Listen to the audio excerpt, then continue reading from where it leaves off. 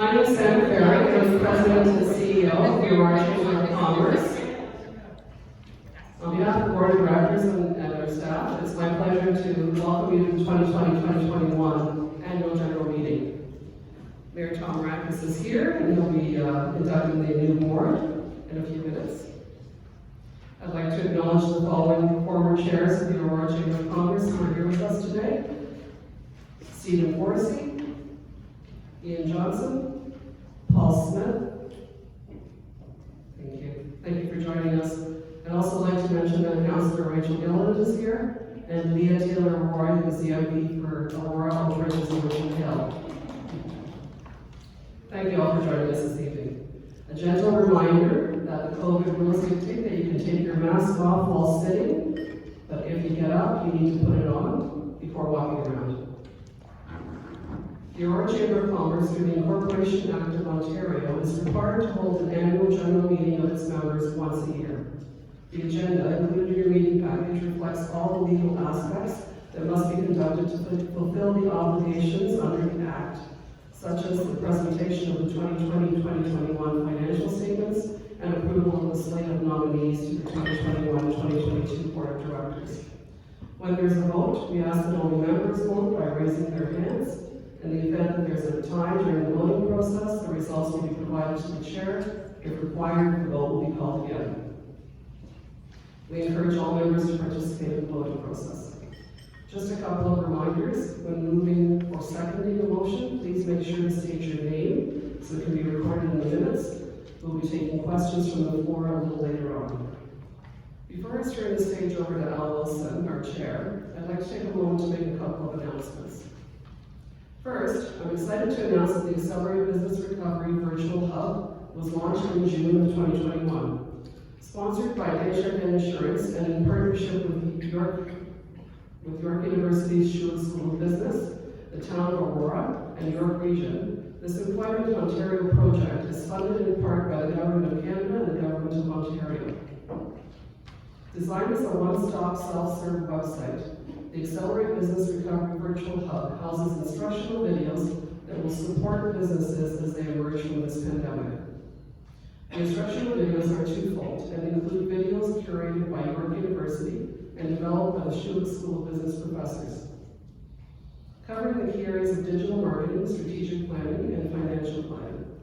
It also includes videos created by local business leaders to provide hands-on instruction and suggestions on specific niche topics. Businesses will be able to pick and choose the topics they're interested in and build their skills in those areas. New videos will be added regularly to keep business owners engaged and learning. As part of the hub, we've engaged a general business consultant who will be available to support local businesses facing challenges, as well as other specialized consultants ready to provide one-on-one coaching to businesses with specific questions, all free of charge. We also know that it's been a very tough time for our business owners, and one of the supports we're offering is mental health support by providing 2 one-hour sessions with local professionals at no cost to the business owners. The riches of the hub doesn't stop there. Our partnership with York University School of Business will allow us to offer free enrollment in the Foundation Certificate in Business Management. Designed and delivered by Schulich School of Business professors, specifically for the hub, the program provides a solid foundation on running a business. And being online, it offers the flexibility that business owners need while they are emerging from the business, while they're managing their businesses. This program is valued at $2,000, and it will be free to 100 business owners whose businesses have been impacted by COVID-19. As an organization, we've committed a significant number of the available seats for women and BIPOC business owners. I hope you'll all take a look at the Business Recovery Hub and take the opportunity to continue new learning skills. My other piece of exciting news is that we received a government grant through the Ontario Chamber of Commerce to support a 5-month Explore Aurora Shop Local Support Local campaign that will include some of the following components: 4 professionally produced videos, 1 for the Experience York Region website, which will promote Aurora as a destination along with the other 8 municipalities in York Region, with an overarching campaign labeled "It's All Here, York Region." and 3 videos for the Explore Aurora website featuring highlights on where to shop, dine, and play in Aurora. An enhanced Explore Aurora social media campaign that will include professional, local spotlight videos, and much more content. A holiday campaign to kick off in early November. A Shop Local, Support Local campaign on giving back to our local charities while shopping at local businesses. Newspaper and radio ads to support the various campaigns, and Shop Local banners to be hung in the downtown core event in Wilmington. It's been a tough year, but an exciting year as well, where we've been creative in the ways we've approached our challenges and have looked to alternate sources of funding and supports for our Aurora businesses. I look forward to another exciting year, one that will see us getting back to our in-person events like tonight. It's great to see everybody. Thank you, and I'm going to turn it over to our chair, Al Olson now.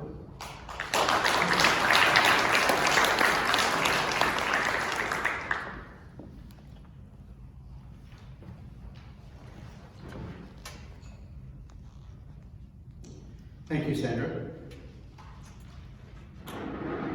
I can't tell you how excited I am for 2 reasons. First, this is our first time we've been able to get together, both as a chamber and as a board, in over 18 months.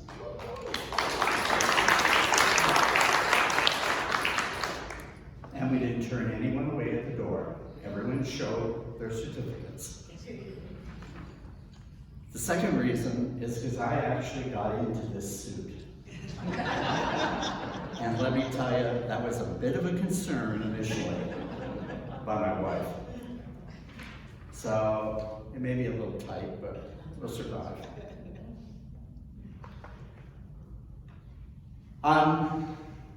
Where should we begin?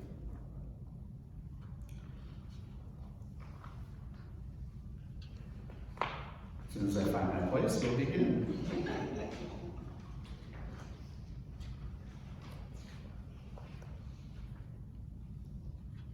I now call the 2021 Annual General Meeting of the Aurora Chamber of Commerce to order. May I have a motion to accept the agenda as circulated, please? Mike Smith. Thank you. Seconded by? Aurora. Thank you. All in favor? Opposed? Seeing none, that carries. May I also have a motion to accept the minutes of our last annual meeting, which you remember was virtual, on September the 10th, 2020. Sharon Eagleson. Sharon, thank you. Seconded by? Aurora. Thank you. All those in favor of the motion? Opposed? That carries. Thank you. It is hard to believe that September 20th, 2020 has passed with all the continued restrictions in business that businesses are expected, not only in their business but personal lives. As we emerge from this pandemic, and we will, the new normal includes government restrictions that are going to require businesses like you to check vaccination certificates like we did and monitor who comes into your business. Employers are having to make decisions every day regarding employee vaccinations, rapid testing of employees, but most importantly, to keep their businesses safe. Today, I'm really excited and pleased that we're going to have Laura Williams, who's the founder of Williams HR Law, to talk a little bit about this topic. Please join me in welcoming a good friend, Laura Williams.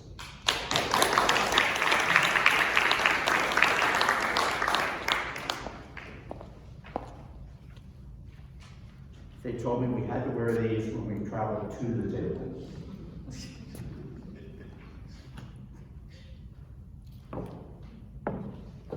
And I wanted wanted to ensure I wore mine so I could demonstrate that I happen to be a lawyer that is law-abiding. Thank you so much for having me speak to you at your annual general meeting. I can say our annual general meeting because my business is also a member of the Aurora Chamber of Commerce. And it is such an important theme that you invited me to talk to you about tonight, that I would consider to be the most challenging issue that workplaces have faced, certainly since I can remember. And I like to pass myself off as a redhead, but I'm actually a silver fox. So it's been the most challenging issue. And you know, I also thank you for giving me 15 minutes to do so. But one of the things that I thought would be really good for us to cover in the time that I have with you tonight is to not necessarily go through all of the technicalities, because there are a lot of technicalities to cover when you're dealing with issues as it relates to whether or not to institute a vaccination policy in the workplace. But what I want to give you some insight into, given that we deal in our firm with hundreds and hundreds of employers day in and day out, and have done so since the onset of the pandemic, are some of the more challenging issues and the nuanced issues that employers aren't necessarily keeping top of mind as they deal with this issue, because they're so caught up in whether or not to institute a policy, the contents of the policy, and those kinds of things, which I will discuss in some short strokes this evening. But what I do want to turn your attention to, and what's profoundly impacting workplaces right now, are the conduct issues. The escalations that are happening, the polarizing, well, this is a very polarizing topic naturally in the workplace, but there's a lot of conflict that's escalating around employers, first of all, in some cases, overstretching in mandating vaccination in the workplace, because it's not the case that every workplace has to institute mandatory vaccination. There are many that have to, not because necessarily that the work that they perform internally is high-risk work, but because of the customers and clients that they're required to work with and the rules that they impose, they're required to institute vaccination requirements within the workplace. So that becomes challenging. But one of the things that I do want us to focus on, and I'm going to focus on it by telling you a little bit of a story, is what's happening from a conduct perspective. Then I'm going to leave you with some best practices. So our firm provides advice and representation to employers across sectors and industries. And one of the core service areas is we provide investigation services as well as organizational reviews. You can imagine in the climate that we're in right now, where our workplaces and individuals, we've all been sucker punched by the impacts of the pandemic, the mental health crisis that we're in, where we've only seen the tip of the iceberg, the escalations that are occurring in workplaces because of, well, just the realities that we've all had to confront and that we are thinking about increasingly as it relates to social justice, which also impacts the workplace, and now get vaccinations. There are so many organizations right now that are having to conduct investigations or are saying, well, proactively come in, pop the hood, take a look at our processes, take a look at our systems. So in the context of an investigation, investigation services that we're rendering, we were asked to deal with a professional services firm. They have hundreds of employees, and essentially the most senior partner had an incident where he had asked for help desk assistance. So IT help desk assistance, he is technologically challenged. And in this day, in age as we know, we have to have acumen around technology. And so he's constantly having the help desk employees frequent his office. So in this particular workplace, they've been pretty much a third of the professionals and some of the other staff have continued to work in the workplace. The others are operating virtually. And so he asked the help desk to assist him with an issue, and they sent up a new employee who had just been in her role for 3 weeks. Now, he had dealt with the other employees from IT numerous occasions, like frequently. But this was a new employee to him, and when she came to the door, he stopped her and he said, "Are you double vaxxed?" She put 2 fingers up, and she said, "No, I'm not." And so he proceeded to berate her, berate her was her words in fairness, about the fact that she should be, there's no excuse, they now have pop-ups, you don't need to have an appointment. And she said, "Okay, thank you, duly noted." And she proceeded to work on his technology. Well, he left the office, got on his cell phone, and started to get in this very loud rant that people were overhearing. And she could hear a bit of a commotion out in the hallway. When she finished with his technology, she went to look for him, found him in the hallway, and could overhear him cursing, essentially saying that he's panicking for his safety. How dare HR, or speaking to HR, but how dare HR allow unvaccinated people within the workplace? I thought we had a policy. Long story short, she overheard this, and he turned and saw she was there, and he told her to bleeping get out of the office. And as she was leaving, he then said to her, "Get back in here, show me everything you've touched, because I now have to get it sanitized." Then as she went to go, and this new employee is falling apart at this point, so she goes in and she's saying to him, "I only touched your," and he said, "Just get out." So he was having a meltdown out of fear for his health and safety, frankly, which this sounds like an extreme example, but a lot of people are acting out in this manner. But naturally, what did that escalate to? A harassment complaint within the workplace. And because this woman happens to be racialized and the other employees within the IT department are not, she's also attributing it to discriminatory motivations. So they're now in this very significant situation where you're dealing with one of the most senior leaders facing a harassment complaint within the workplace.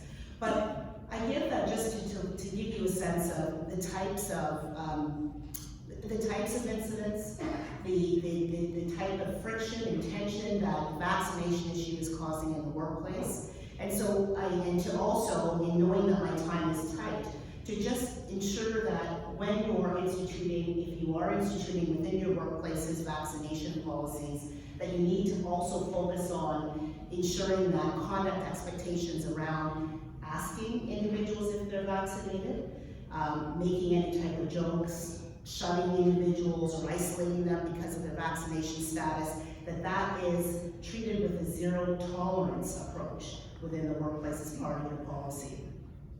But with respect to the burning question that a lot of employers have right now, which is to implement vaccination policies or not to implement vaccination policies, I want to just clarify for you a lot of misconceptions that are out there with respect to whether to and how to implement vaccination requirements and rules within the workplace. So first of all, because we're seeing a lot of government directives around mandatory vaccination disclosure, or the requirement to implement policies rather. I shouldn't have had that glass of wine, friend. Implement mandatory vaccination policies in certain settings. There is a lot of confusion as to whether or not there's requirements to require employees to be vaccinated. So first of all, just to dispense of that, generally speaking, there's no requirement. What requirement do organizations have? What are the obligations of employers? To ensure a safe workplace, to take every precaution reasonable to ensure the workplace is safe. There are certain types of work, they're in high-risk settings, and there are certain environments, educational environments, where yes, there are mandatory vaccination requirements, but within your respective workplaces, where you need to start is to assess whether or not health and safety considerations to prevent the transmission of the virus and variants within your environment require you to require others, be your employees, volunteers, contractors, to be vaccinated, to perform the work within your space. So that consideration is something that you have to bear in mind. The other thing is, it behooves employers right now to get information as to who within their spaces are vaccinated, right? So there's some guidance from the government with respect to mandatory disclosure around vaccination status. So determining who's vaccinated, fully vaccinated, also determining if they're not vaccinated, if they've got a medically sanctioned reason as to why they're not vaccinated, and whether or not they have viewed a educational video, in most cases how it's being accessed, which educates on vaccination. And it does behoove employers to ensure that they find out the level of vaccination in terms of employees that have been fully vaccinated within their workplaces, because you need to address your health and safety considerations accordingly, right? There are some workplaces that we've dealt with that have boasted their smaller environments that they know they have 100% vaccination within their employee base, but then there are others that are challenged right now, and they don't know how to institute, in large measure, its return to work protocols to ensure safety within the workplace.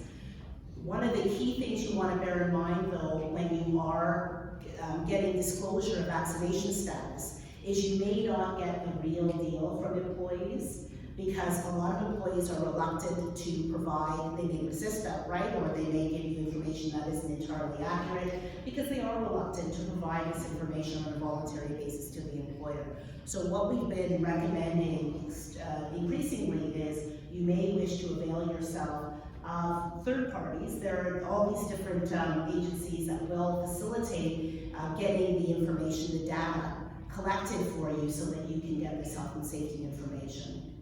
So with respect to making the assessment as to who should be vaccinated, who may not need to be vaccinated, you should also look at the roles in the work that's being performed. I was asked to consult with it's a global consulting firm that they've got thousands of employees and thousands in Canada as well. And they essentially were saying that they wanted to institute vaccination as a condition of employment. So for existing employees, you have to be vaccinated, and for any new hires, you have to be vaccinated on a mandatory basis. Now, from a risk perspective, there are risks when you're dealing with and requiring existing employees to be vaccinated, because a lot of employees are challenging this requirement, saying that now you're unilaterally changing the terms and conditions of my employment, so they're claiming constructive dismissal. But apart from that risk, one of the things that a lot of employers need to bear in mind, and this helps to mitigate the risk, is that you have to really look at the work that's being performed. So with this company, one of the things that I pushed back, and I said, listen, I've dealt with them for years, so I said, you've got a segment of the workforce that has never darkened your door. They're not required to come into the workplace to perform their work. They have been working virtually pretty much for all time. Then you have those that need to travel and get on planes and trains, and they do interprovincial travel.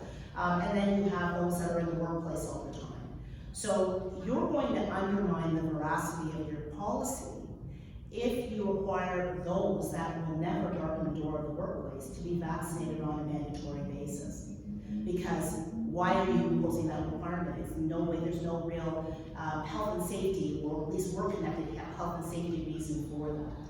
So, this is all to underscore one of the key best practices that you should have in mind if you are considering how to implement and enforce vaccination policies within your workplace, is that you have to look at the nature of the work performed, and fundamentally and foundationally, you have to have a strong and solid why, right? You have to really articulate why we're requiring you, apart from the global kind of, I don't want to say motherhood to dismiss it, but the general rationale, which is we have to provide for the health and safety of each other, of our community, of our constituents, of our co-workers, etc. No, you have to make sure that you create that rationale for employees so that they'll buy in and adopt the reason for vaccination. And Part of the reason why the why is so important, I know I've just been given a 1-minute warning, but part of the reason why the why is so important is because, you know, as we examine kind of our journey through the pandemic, I would resonate with a number of you that it's almost like we've been going through stages of grief. We started out and with kind of this doubt and unbelief as we had to kind of, you know, pull up stakes in many cases and send employees home to work virtually. And we've gone through a number of different phases and stages to the one where we're in now, which I've dubbed flight or fight. So you know we have a labor shortage. You've heard the term probably, the Great Resignation boom. A lot of employees right now, as an output of the pandemic, are really considering the roles that they're in. They've become very introspective and reprioritize their values given what we've just experienced. You know, they want to be in environments where, you know, that align with their values, where they feel valued, where they derive meaning from the work that they're performing. And they're checking out of workplaces and in employment experiences where they're not getting that fulfillment. And then the fight is the challenges that we're seeing right now and the escalations that relate to, well, you know, employers having to, and you know, our lawmakers having to balance health and safety with human rights, with privacy, with civil liberties. I mean, we've never seen a time like this. So if I can leave you with nothing else in the time that we're in, it's to, you know, really be, really go through the time and consideration and reflection on what's happening in your workplace, how work is being performed, how you have to perform the work before rushing off in a knee-jerk fashion and implementing rules and requirements, including those that relate to vaccinations. Because, you know, this is an issue that while there's so much uncertainty because there's not a lot of law that dictates or provides guidance as to what we can and cannot do, this is an issue that really is going to be one that determines how best you can attract talent, retain the talent that you have, and also it's an issue where, you know, we have to also be mindful that it can be very impacting on our reputation if we don't make the right calls. So that's vaccinations, and not technically in the time that I have, and I just really want to thank you again for inviting me to share my thoughts and perspectives on this really challenging topic.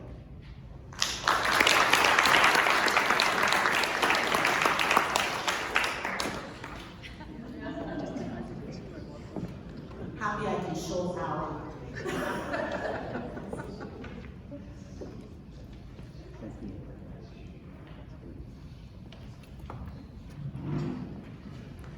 Thank you, Laura. It is, so I don't know if the word is comforting or encouraging to know that there are resources like Aurora available to you as a business, because these are times that we all have questions. So thank you again. Every time I talk to her, I learn something. I was going to say you get a headache.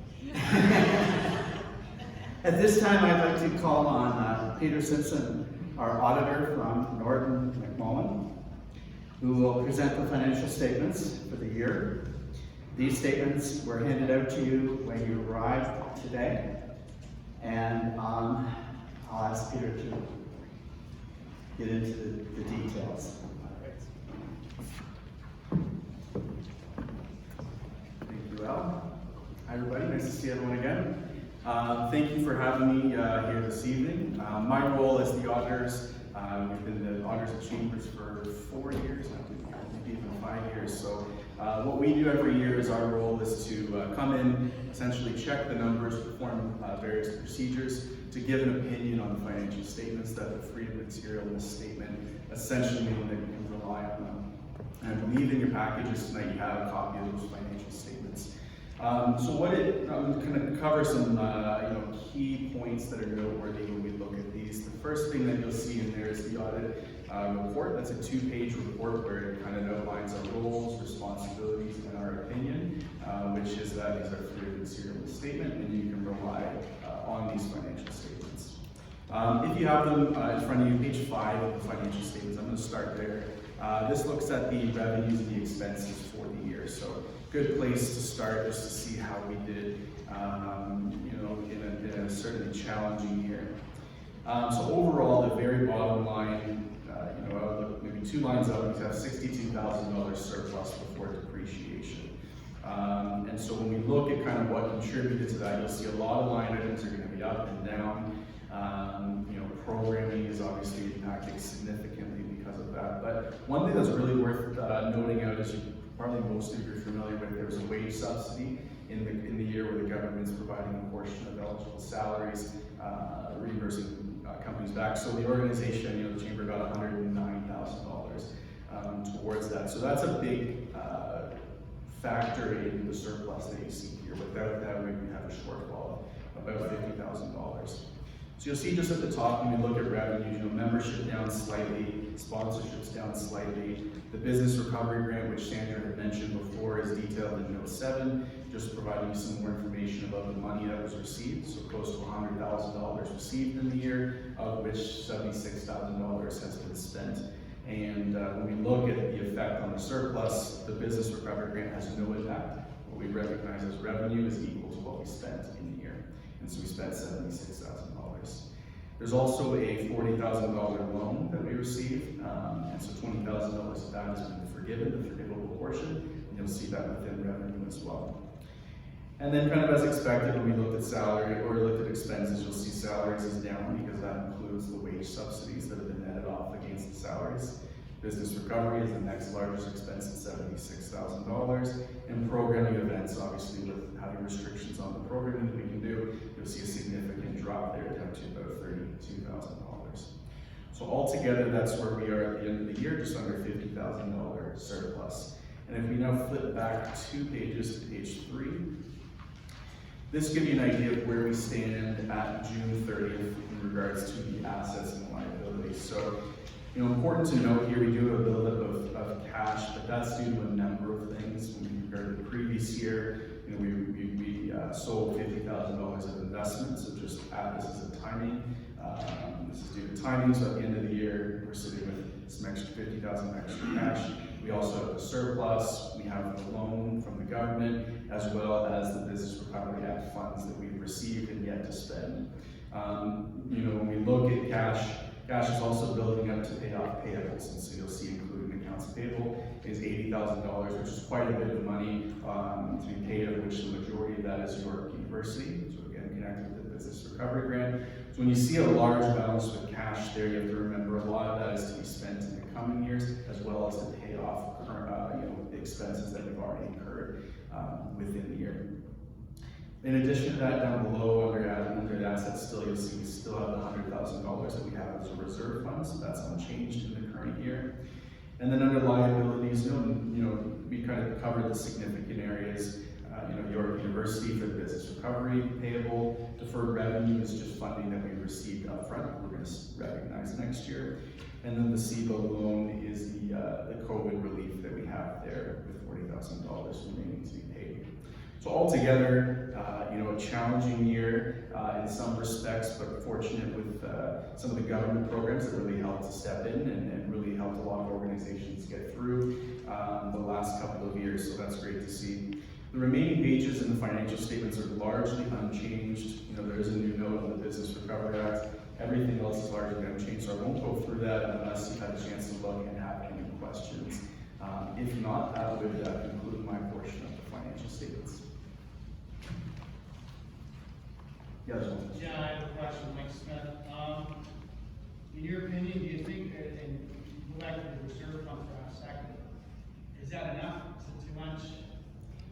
That would be up to management. There's a number of organizations who have no reserve fund, and I've seen organizations that have very significant reserve fund. So I think if you're looking at like a 6-month reserve, that would be fairly reasonable to get through that. Okay. All right. Thank you very much.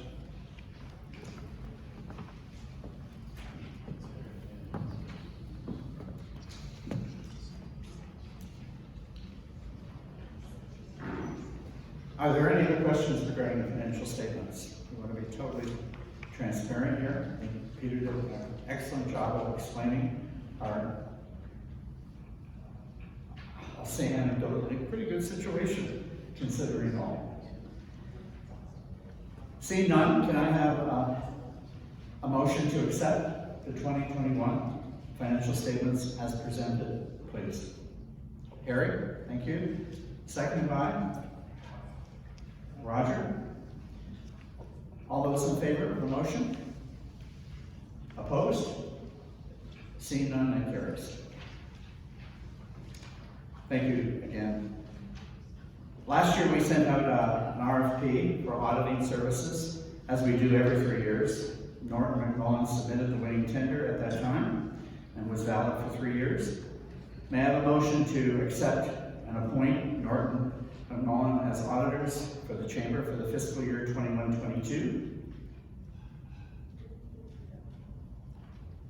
I got fingers pointing. Deb, thank you. Seconded by?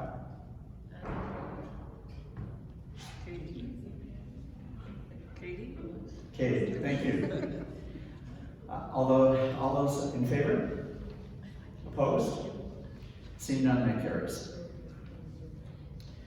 I will now present the nominations report.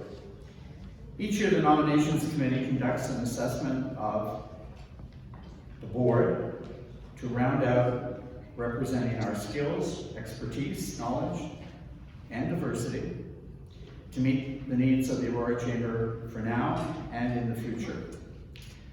The nomination process involves suggestions for candidates to be submitted from the board and committee members, or candidates put their own name forward. This year we sent out a call for the board of directors to all our members via the Chamber Inside, the newspaper ads, and through social media, of course. Following the submission of candidates, each person was interviewed before recommendations are submitted to the entire board. The board has become very proactive in their approach to succession planning and continually are on the alert for potential candidates. And I'm thrilled to say that we had an enthusiastic response to our call for nominations this year. The nominations committee consisted of Harry Asper, Roger Singh, Deborah Wilson, and myself, who attended the meetings and candidate interviews.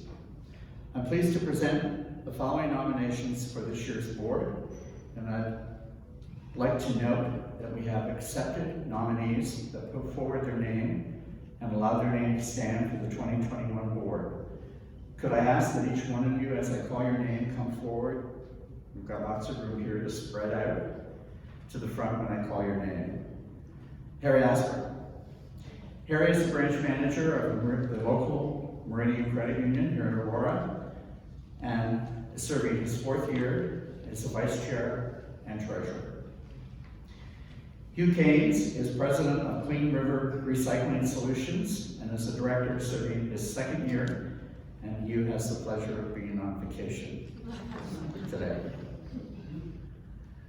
Joe Perchanian is the general manager of New Roads Toyota and is a director serving his 2nd year. Katie's here. Katie Duncan. Katie is an accountant with Millard Foster Thibault and Yule Professional Corporation, and as a director is serving her 3rd year with the board. Fiona Durant. Fiona is the owner of Coconut Village Nails and is a director and will be serving her 1st year with the board. Sharon Eagleson. Sharon is the general manager of the local Canadian Tire and is a director who will be serving her 2nd year with the board. Scott Harris. Scott is the co-founder of Stonehaven Financial Group and is a director and will be serving his 2nd year with the board.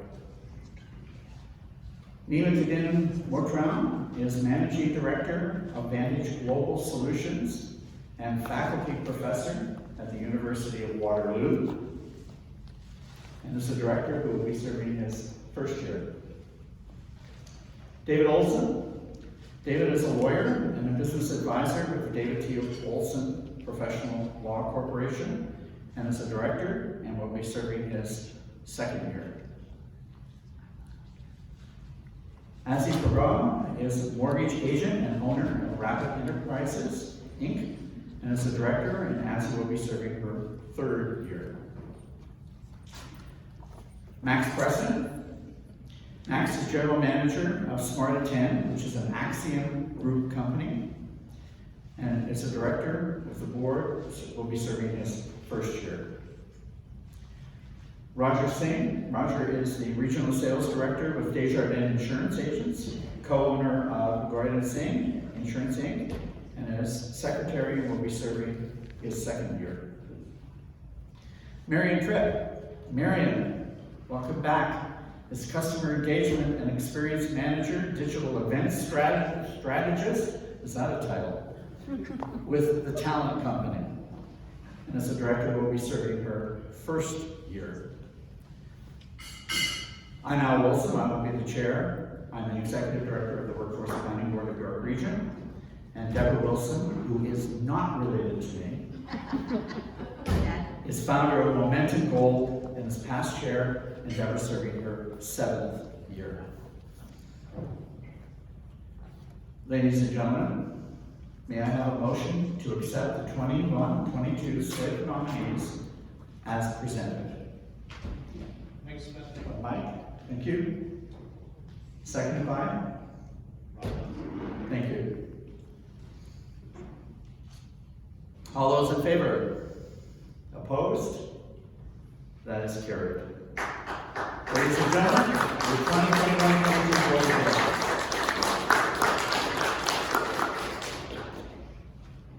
The board will now be inducted by Mayor Maracas. Mayor Maracas, would you like to say a few words before the actual induction?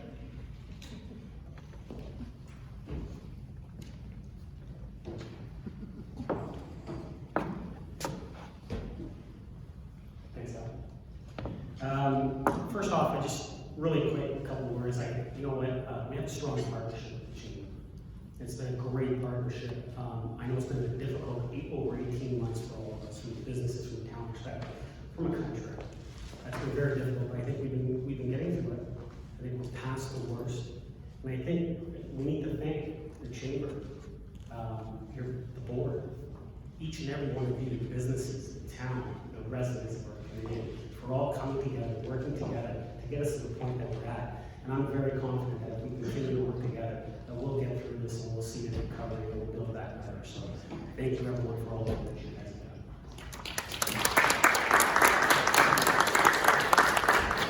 So now we'll do the swearing in.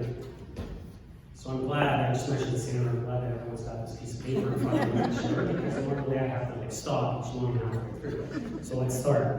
I affirm that I will faithfully and truly perform my duty I affirm that I will faithfully and truly perform my duty as a director of the board for the Aurora Chamber of Commerce, as a director of the board for the Aurora Chamber of Commerce, and that I will, and that I will, in all matters connected with the discharge of such duty, in all matters connected with the discharge of such duty, do all things and such things only, do all things and such things only, as I shall truly and conscientiously believe as I shall truly and conscientiously believe, to be adapted to promote the objects for which the said chamber was constituted, to be adapted to promote the objects for which the said chamber was constituted, according to the true intent and meaning of the same.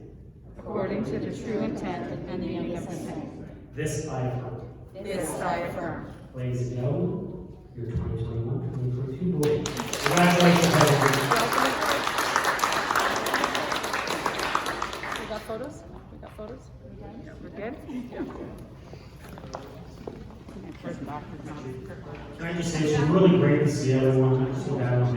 It's actually great to realize that everyone is just not a head and shoulder. They actually have a lot of. You were in bed. I don't wear pants. All right, he read my line off the spread.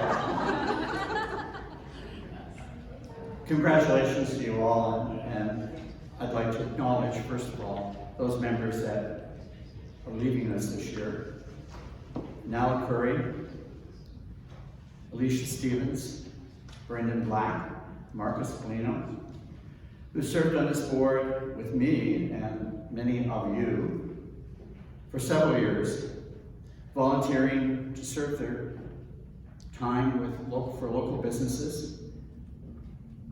Brendan has been very involved in our golf tournament for a number of years, our very successful golf tournament for a few years. And Marcus was extremely instrumental in getting our Business and Tech Summit up and running, and continuing with it, we will. I want to thank, on behalf of the board and all members, their hard work and dedication as members, not only of this board, but as ambassadors for the Chamber for the town of Aurora. While this year has been, to say challenging would be putting it mildly, for both you as business people and us, I would like to just focus for a moment on some of the highlights of what really has been a successful and exciting year. Sandra told you about the Accelerate Business Recovery Hub, which we are very excited about, and the funds that have been made available to create it, to support it. And we hope that local businesses, that all businesses, not just members, but all businesses, will take advantage of this one-on-one consulting. She also mentioned the SHOP local funding that we have applied for and were successful in receiving from the Ontario Chamber of Commerce, that will allow the Chamber to promote and continue to promote your local businesses. Beyond these initiatives, the Chamber has supported the rapid Antigen test program, which provided tests to local businesses who have employees of less than 150. And just as a side note, when we first enrolled in that program, it would be kind to say that there was not great uptake. And now there is. And I think that's to your credit. For whatever reason, the government has provided that funding. We are kind of the middle implementer, but you are taking advantage of it. So congratulations on doing that. It's all about, as Laura would say, workplace safety. We were also very vocal as a chamber on your behalf this year by communicating not only to the Premier, but to our local MPPs and MPs on the issues to ensure that your voice is heard and that there is equitable treatment of smaller local businesses early on, and more recently, advocating for the vaccination passports to keep another lockdown at bay. As we look to the coming year, we hope to get back to resuming some of those impersonal things, and while we don't have, to say that we've all had enough Zoom, I think it's a fair statement. While we don't have things like the home show and the street festival and our regular networking breakfasts, the details all worked out yet, there will be some changes for sure. But we will create with our staff and the chamber and you as members and this dynamic new board, we will create and be flexible to ensure that the chamber fills the mandate to you. Our three pillars of success remain unchanged and unabated. Number one, advocacy. We're the driving force behind everything we do for business. We are working diligently to build and strengthen our relationships with local representatives at all levels of government. It is critical that they understand and that we be your voice the impact the pandemic has had on you, and what is going to be needed in the coming months and probably years. Number 2, communications. We will continue to engage with you by listening to your concerns as we move forward, and we will move forward. This is more than just surveys. It's about working with business leaders in our community to build relationships between our business and talking about critical issues that are on your mind, some of which Laura talked about, and develop those advocacy issues that we can help you with. Third is engagement.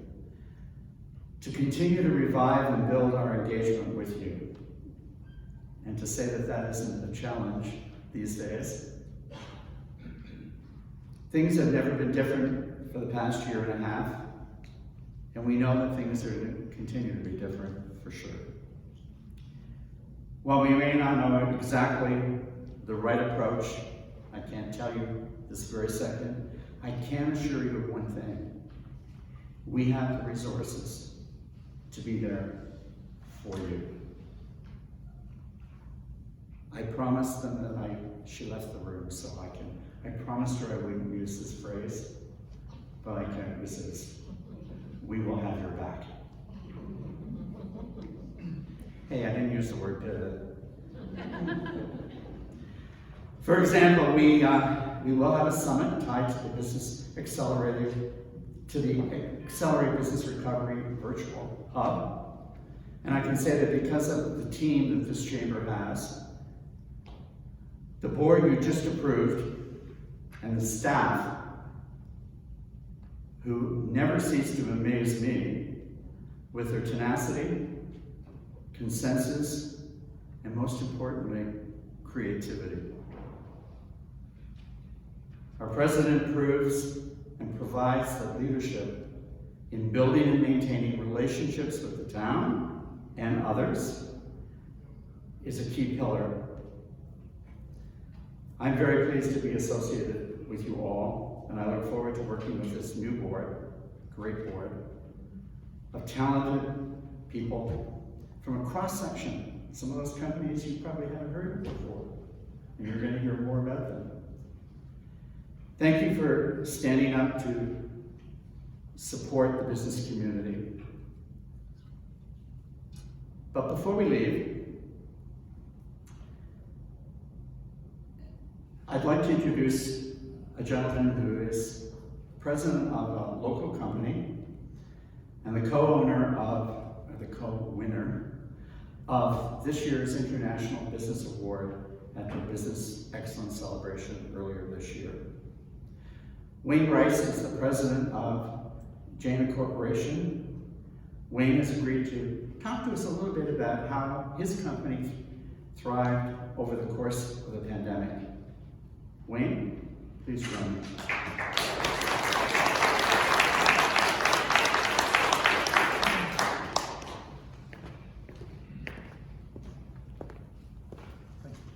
Thank you. All right. Let's take this off. First of all, thank you. I'm honored. I think honor is just doesn't express how I feel that I was asked to come here. So it really, in front of all of you, and talk about my business. It's kind of cool for me, and I appreciate it. Also, for the honor of getting nominated and awarded, shared the award for best or whatever we had. It was best international business or something. It's really cool. We tend to be at Jana a bit of a hidden champion. That's our strategy. We don't really get out and talk a lot about ourselves. And we've been 22 years in Aurora. Our 1.0 version, we ran an engineering laboratory just down the road on this side at 280, grew to the largest in the world. And then we sold that about 7 years ago and started Jana 2.0. And that's our current incarnation, which is a company that really helps pipeline companies, gas pipeline companies in particular, manage the risk in their pipelines. We do that through software and algorithms and a whole lot of crazy math. But really, we enable them to answer the question, where do I put the next dollar to reduce the most risk? And it's kind of a cool thing, because 22 years ago, we founded the company, Dr. Ken Olson and myself, with a mission of better pipelines for a better world. And so we can talk about that for an hour and more. But we do try and make a difference, and it does wake me up in the morning, and the whole crew of us, we're a bunch of true believers, and there is nothing worse than true believers. But we're making a difference, and it's kind of cool. I was daunted by the concept of the title, Thriving Through the Pandemic. Who has thrived in this pandemic, really? It's been stressful, it's been difficult on our people, it's been difficult on our family. We've had loss to COVID in our family, and quite recently. It's been a bitch. So thriving in the pandemic wasn't, I didn't choose the title, I can tell you that, but we've done well as a business. And it's been difficult. So the good news, our revenue taking to our fiscal year end, our revenue through COVID, if you want to go from the beginning to now, to our fiscal year end, is increased, it's going to be at least 240%. Our people, 330%. And we're growing at a breakneck pace. We're just lucky. It's been a good run. So the business has been okay. But it wasn't. The first 6 months, we nearly went bankrupt. All our clients disappeared. We deal with the big gas companies. And they sent all their people home with no preparation. They said, just get home, and then we lost contact for about 6 months. 3 months solid. So we couldn't invoice, we could invoice, we weren't getting paid. It was a scary, scary time. So yes, we've done this, great, but I'm still marked from the first 6 months of this mess. I was working personally 7 days a week through early March to into July, when I pretty much just said, okay, we're good. And I went away for a week. It's like, wow. And only worked after that time. So, thriving is interesting. By the way, I'm not complaining. You've all been through it too. That's why I'm so honored to be in front of you. I mean, you guys are up here telling me, and just as easily, right? So, having taken this honor very seriously, I did sit down and say, what are the top 10 things we did that really did work? Because in the business, things worked, right? So let me share it with you for what it's worth. These are my top 10, like for those that remember David Letterman. Be a geek. All right, so I'm a bit of a geek. I'm a mechanical engineer out of McGill. I was going to tell you about, because I'm from Montreal, on Monday, I think it was, Montreal beating the Leafs, it felt like we were in the playoffs. But I figured that wouldn't endear myself to anyone. But I am a geek. And so I was in the Bahamas. We have a little place down there, and I was on vacation in February 2020. We were there for about 3 weeks, and I had nothing to do, so I started modeling this thing over in China, and then as I was over there in Italy. And I created a little mathematical model, because that's what we do. And I'm a geek, and I'm doing it on vacation for a disease in China and subsequently in Italy. And I said to my wife, I said, holy cow, these guys are in trouble. And then those guys over there, because I'm not a biologist, they didn't realize these things can actually travel. So then I started looking at it, and I started looking up the Spanish flu, and my numbers were showing like ridiculous, pretty much what we're experiencing, except I didn't have any mitigations like a vaccine. Thank God we have a vaccine. So anyway, I realized early there was something to this, okay? So that was 1. 2, avoid denial, because I went directly into denial. These numbers could not be right. So we go through 3 weeks, February, first few days of March, we're off in a strategy session. All my executive, 2 days up in blue, we're together nonstop, 48 hours. Maybe a couple of jokes over lunch about this COVID thing, right? And I'm driving home, and I'm getting this sick feeling in my stomach. And this is where my denial and reality are being, I just felt like I'd been lying for 2 days. to myself, to my company, to my executive. And on the drive home from Blue, I live in Schaumburg, and I picked up the phone and I called my strategy VP and said, okay, I know we've just been talking for 2 days about all that, forget it. Literally, this is what I said, forget the last 2 days. We're going home, get the company ready. Like, we had been together for 2 days talking strategy in pure denial, and that's when we decided. So that was what got us to the third point, be first. We were going home, March 3rd. We knew it. I was way ahead. I'm still feeling the tingles of that time when I'm talking about it. Holy cow. It was not an easy decision. What? You're insane, Wayne. No, we're doing it. Get us ready. So because we were first, we were able to get our people prepared. We had team meetings, like all hands meetings, started talking about what this meant. And it was going to be a long time, 8 to 12 weeks, be ready. And I thought to myself, it's going to be 3 to 4 weeks. We're telling them 8 to 12 weeks, Stockdale Paradox, we're the kings. I knew nothing, except that we needed to go home.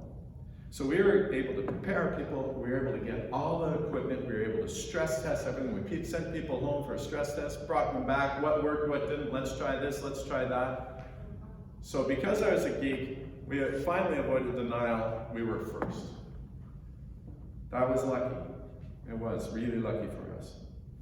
4, item 4, and we already had this, but it carried in, and we doubled down. Strong culture.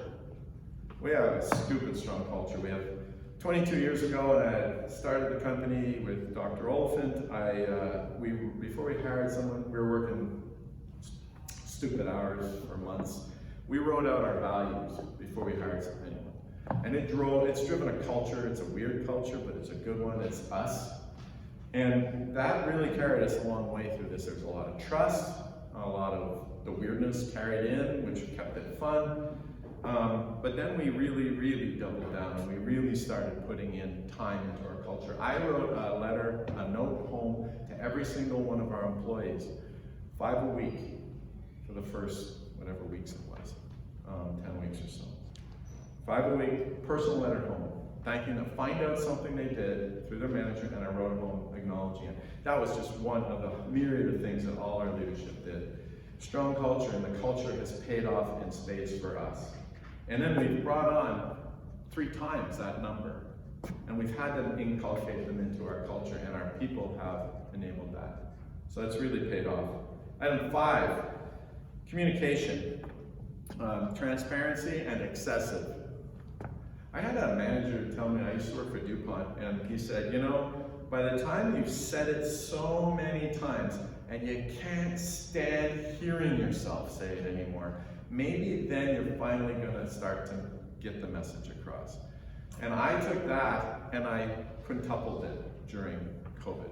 We communicated, we did things like our open business review. We used to have this anyway. Once a month, we'd all get together. It's called open business review. We just talk about the business. People would talk about what they're doing, talk about personal stuff. Well, we moved that to weekly. For an hour, once a week, all hands. And I write a Janet Weekly Update, which is a 1-page, whatever's on my mind, usually pretty ridiculous. I used to target about 60% of the Fridays. I've done that every single week now for the last 19 months. And man, it's hard to think about something to write about. Good thing I talk a lot, you know, I just do it in paper now. I'll take that up. So communication, transparent and too much, and you never can really do too much. Item 6, flexibility. Be agile. Try things, and when they don't work, abandon them and move on. When they do work, double down and do more. Just flexible, and don't be afraid to make mistakes. Be honest in your communication about the things that didn't work, right? One of the things, though, we did try, which is kind of connected to all this, which I should have mentioned, is we required a cameras on. Like, that wasn't negotiable. Cameras on, right from the get-go. And what's interesting, this is a side note, and I'm checking my time here. Okay. As a side note, we 6, 7, 8, 9 weeks in, we said, okay, we're gonna go, everyone's tired of the Zoom, we'll go cameras off for a week. Just for a week. By Tuesday, people were saying, screw this, and they're putting their cameras on. They weren't comfortable with it. That was really cool. Anyway, a whole lot of things I could talk about that we tried that didn't work, and we abandoned really fast. We didn't have to be right. What we had to do is just try stuff and listen and back and forth. It's number 7, empathy. So, high stress for everyone. I don't know if you happen to remember how stressful those first few months were, and it's still not great. People lost family. We have a lot of people from overseas. They couldn't get home. Their families were in places that were being inundated with COVID. It was a tough time. We had a lot of kids and dogs on our Zoom call, our meetings, and that was okay, right? We embraced that. I enjoyed that. But with empathy, it's really the golden rule, right? Do unto others as you'd have them do unto you, right? And the other thing that connects with that is assume first that we can trust our people. We just assumed. I said that right up front to my executive. We can trust our people. We're going to go in with that. We're always going to go in with that. And if we get burned, we get burned. And maybe now and then you get burned. Okay. That's the cost of doing business. But we trust our people. So we walk in with empathy. When someone's talking to us in a certain way, there's a reason. We're going to find out. We're going to engage. And boy, I'm tested on that topic about not getting a vaccine. Okay? But we still need to do it. People have their reasons, whether they're viewed by us to be correct or otherwise. We need to find empathy, no matter how hard it is. Number 8, keep it fun. First of all, I just don't want to work somewhere that's not fun, personally. But also, I don't think other people want to work where it's not fun. So keep it fun. We've done some really stupid things. I was going to create a list, and it would bore you, but we've done some stupid things. We have a weekly Kahoot. I didn't even know Kahoot, what it was, but it's like this. What is Kahoot? It's a trivia game. We do a weekly Kahoot. We used to do it two times a week, but it's now down to once. We have beer club. We have a lot of humorous things. We keep our meetings light. We do have kids welcome in our meetings, and dogs. Lots of dogs. So keep it fun. Number 9, and it is coming to an end, drive the business. Like for me, we're all doing this because we got a business to run, right? So you can forget about that and all this crap, right? Got to worry about this COVID, vaccination passport, blah, blah, blah. Drive the freaking business. Despite the weather, right? Still have to go out and get the job done. We need to win. Okay, not if you're a Leafs fan, but for a Habs fan, you need to win regardless of what's going on. Drive your business. And so, what comes to number 10, lead by example.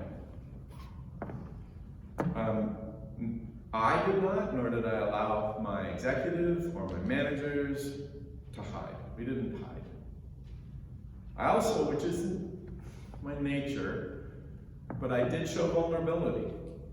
And that actually was surprisingly, A, refreshing, and B, useful and successful with our people. It's not my way, but okay, fine, COVID, pandemic, fine.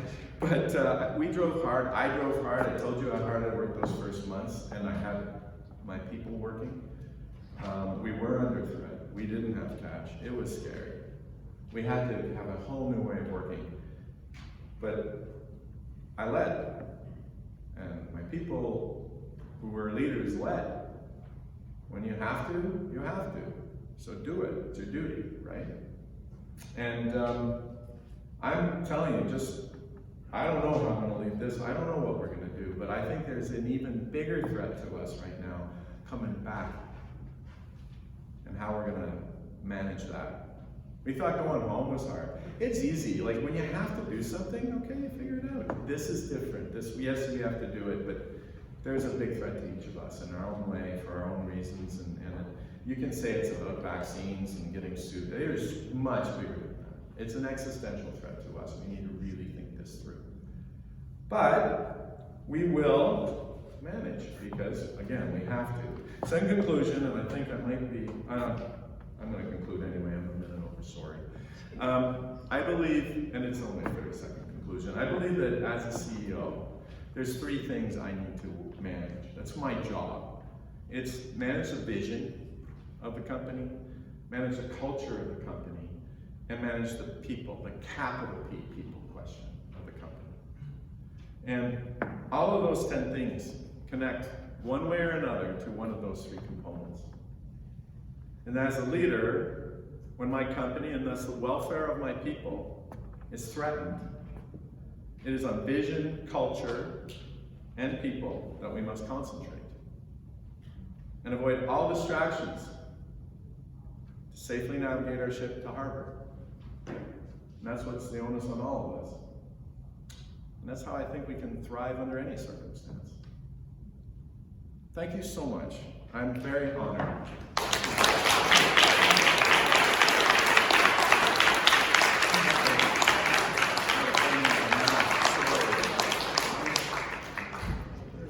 Here it is. New house. Thank you, sir. Thank you, Wayne. That was from the heart.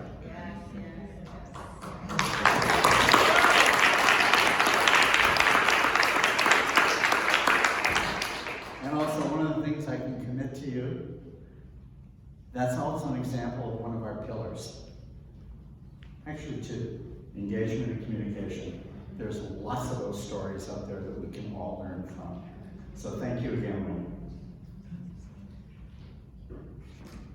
Ladies and gentlemen, what you've been waiting for, can I get a motion to adjourn the 21 AGM? I knew Ms. Wilson would have her hand up. Seconded by Mike, thank you. Ladies and gentlemen, we are adjourned. Thank you so much for coming today.